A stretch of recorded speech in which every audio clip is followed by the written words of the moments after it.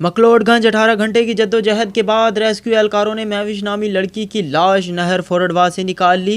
इतलात के मुताबिक महविश की एक रोज कबल ही दानिश से शादी हुई थी। महविश ने गुज़िश्ता रात मोटरसाइकिल से उतरकर नहर फोरडवा में छलांग लगा दी थी। लड़की के वालिद ने आला हुकाम से अपील करते हुए वाक़े का नोटिस लेकर तहकीकात का मुतालबा कर दिया। मेरा मुतालबा यह है भी दोवें बच्चे हैं वो मैनू ना छोटा जिहड़ा नाल है ना वक्त अलहदा करो, उन्होंने अलहदा करके उन्होंने को पुछो, बयान ले जाओ भी तू ये किवें डिग्गी है किवें नहीं डिग्गी, तू सानू वजूहत दो। लड़की के खामन दा की नाम है? दानिश अली। तो दूसरा तुसीं की कहंदे? दूसरा कौन? मैं वो लाल खान दा बेटा।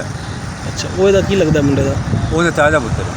अच्छा, लड़के दा तुहानू जो दस्सा गया वो तुसीं बयान करो। 9 बजे मैनू दसदे पैन ते लड़की 7 बजे डिग्गी।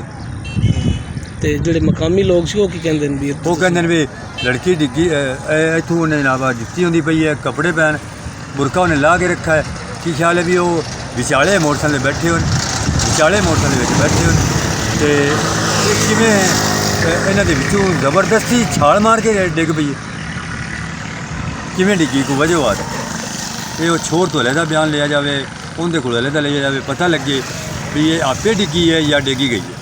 अगर वो आपे डिग्गी तो ठीक है, अगर जो उन्हें डेगा गया तो हिसाब तब लिया जाए बस।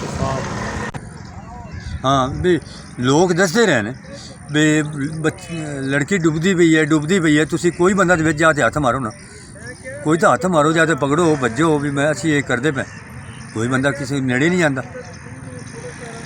ये तो कोई गल नहीं भी एक बंदा मरदा भी है तो दूसरा बंदा किहड़ा है वो किसी को गल ही नहीं कर सकता, कोई हक हासिल नहीं, मरदे बैन बंदा चाह नहीं सकता। मकलोडगंज पुलिस के मुताबिक महविश के खामन दानिश को गिरफ्तार करके तहकीकात का आगाज कर दिया गया।